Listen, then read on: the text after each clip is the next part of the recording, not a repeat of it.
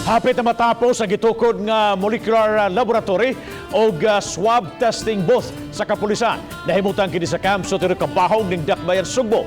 Gilaumang makatabang kini sa testing capacity batok sa COVID-19 sa pagsiguro usab sa kaluwasan sa kapulisan isip mga frontliners. Ang report ni Nico Cirilo. Personal nga gisusi ni Police Regional Office 7 Director Brigadier General Albert Ferro ang gitrabaho nga molecular laboratory sa kapulisan na himutang sa Gorordo Avenue kung mabuksan, mamahimo na kining mo proseso sa mga swab samples.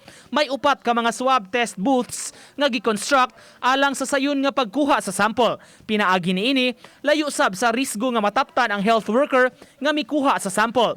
Hayan mabuksan na sa sunod buwan ang laboratorio kung maaprubahan sa Department of Health.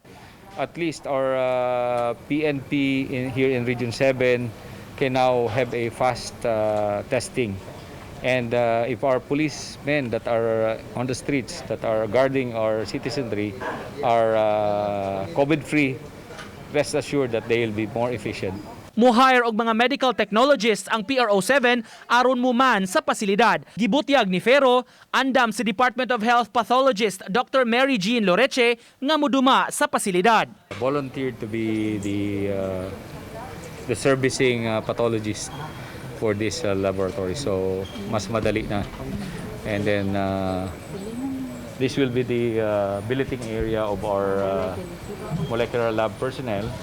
13 milyones pesos ang pondo alang sa maong laboratorio kun diin muduma ang PNP Regional Health Service. Karong adlaw sab gisaulog ang ika-27 nga anibersaryo sa Health Service.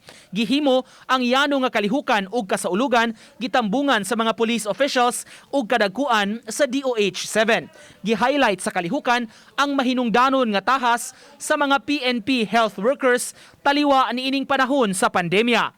Uban ni Marlon Melgazo, Nico Sereno, Balitang Bisdak.